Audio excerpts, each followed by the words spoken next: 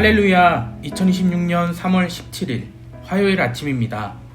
성도들에게 찾아가는 말씀, 오늘은 사무엘하 9장의 말씀을 함께 묵상합니다. 제가 신학생일 때 감명 깊게 읽은 책 하나가 있었습니다. 하나님을 믿기 어려워하는 사람들에게 복음을 설명하는 책으로 유명한 팀 켈러 목사님의 The Reason for God, 한국에서는 살아있는 신이라는 제목으로 출간된 책입니다. 이 책을 읽고 도전을 받아서 목사님의 여러 가지 저서들을 찾아 읽던 그런 좋은 기억이 있습니다. 여러분, 복음이 무엇일까요? 우리는 흔히 복음을 복된 소식이라고 말합니다. 복음은 복된 소식이 맞습니다. 팀 켈러 목사님 또한 복음에 대해 여러 저서에서 설명하셨는데요. 그때마다 자주 사용했던 이미지 하나가 있습니다. 바로 초대, 잔치, 식사, 공동식탁이라는 식탁의 이미지입니다. 그는 복음을 설명하면서 하나님 나라를 하나님의 잔치에 초대받는 것, 그리고 하나님의 식탁에 함께 앉는 것과 같은 이미지로 설명하곤 했습니다. 팀 켈러 목사님은 뉴욕에서 오랫동안 목회를 하셨습니다. 그러면서 성공한 사람들, 전문직 종사자들, 사회적으로 인정받는 사람들 등 수많은 사람들을 만났습니다. 그런데 그들과 대화를 깊게 나누면서 부와 명예, 권력과 상관없이 많은 사람들이 마음속에 나는 정말 사랑받을 만한 가치가 있는 사람일까? 라는 질문을 품고 살아간다는 것을 알게 되었다고 합니다. 우리가 볼 때는 그 사람들은 성공한 사람들, 아무것도 두렵지 않은 사람들처럼 보이지만 마음 깊은 곳에서는 끊임없이 자신의 자격을 증명하려고 애쓰며 불안 속에 살아가고 있었던 것입니다. 어쩌면 우리도 비슷합니다. 우리는 늘 어떤 자리 앞에서 내가 여기에 앉을 만한 사람인지 스스로 확인하며 살아갑니다.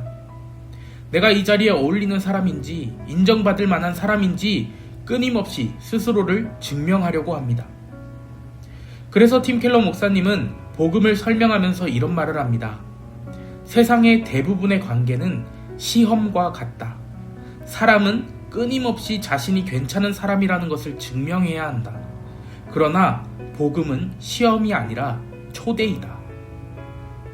세상의 식탁은 늘 자격을 묻습니다.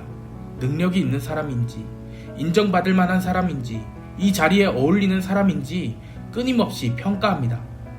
하지만 하나님 나라의 식탁은 조금 다릅니다. 그 식탁은 자격을 통과한 사람을 부르는 식탁이 아니라 은혜로 초대된 사람들이 함께 앉는 식탁입니다. 이것이 바로 복된 소식, 복음인 것입니다. 레미제라블에 등장하는 장발장의 이야기 모두 아실 겁니다. 장발장은 빵 하나를 훔쳤다는 이유로 19년 동안 감옥에 갇혀있던 사람이었습니다. 출소한 뒤에도 세상은 그를 죄인으로만 바라봅니다. 어디에서도 받아주지 않았습니다. 여관에서도 쫓겨났고 사람들은 그를 위험한 사람처럼 대합니다.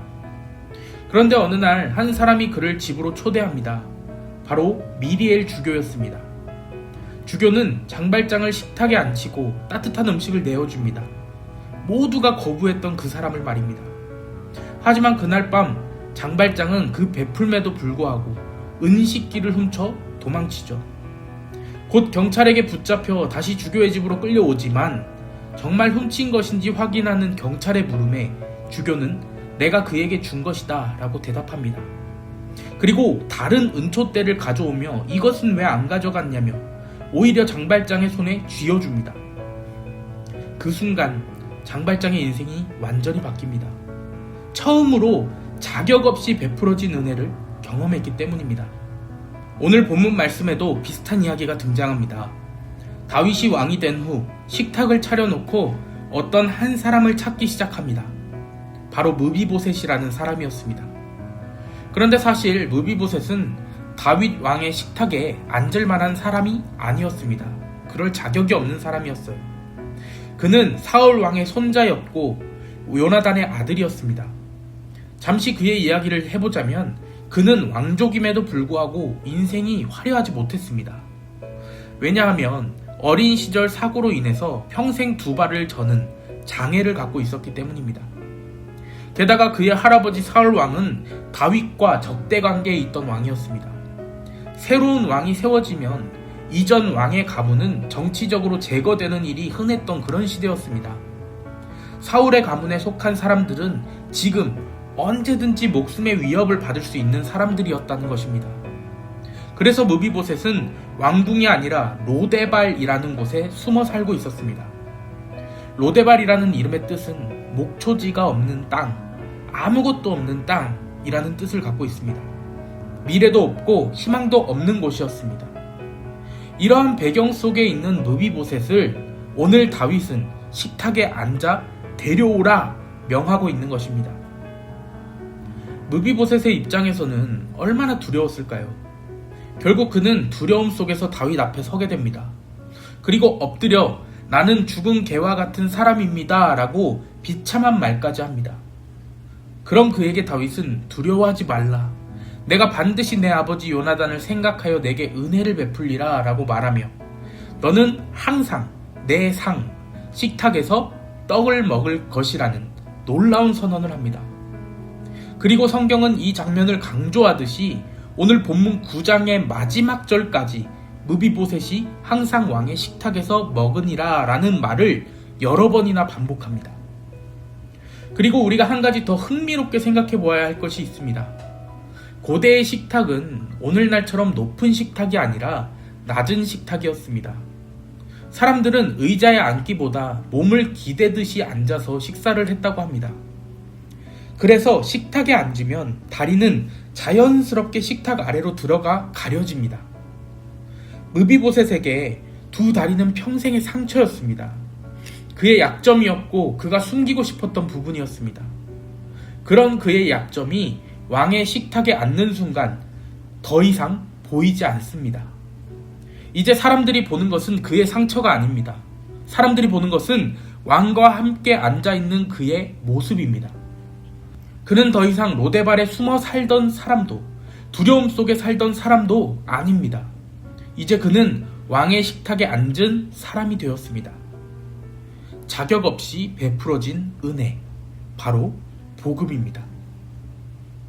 우리 또한 하나님 앞에 나아갈 수 있는 이유는 우리의 자격 때문이 아닙니다. 우리는 여전히 부족하고 여전히 상처투성이이고 여전히 숨기고 싶은 모습들이 있습니다. 하지만 하나님은 두려워하지 말라 말씀하시며 우리를 왕의 식탁으로 초대하십니다. 그러므로 우리에게 필요한 것은 더 이상 자격이 아닙니다. 그러니 나는 자격이 없습니다 라고 생각하며 하나님의 일 앞에서 주저하는 일들을 멈추시기 바랍니다. 우리가 해야 할 것은 그저 왕의 초대를 받아들여 왕의 식탁에 앉는 것입니다. 오늘 하나님은 우리에게도 같은 초대를 하고 계십니다. 로데발에 머물러 있지 말고 두려움 속에 숨어 있지 말고 왕의 식탁으로 나오라고 말씀하십니다. 오늘 이 아침 우리를 부르시는 하나님의 은혜의 식탁에 담대히 나아가는 저와 여러분 되시기를 축복합니다. 그리고 그 은혜의 식탁에서 받은 사랑을 기억하며 우리 또한 누군가를 초대하는 삶을 살아가는 복된 하루 되시기를 주님의 이름으로 간절히 축원합니다. 아멘.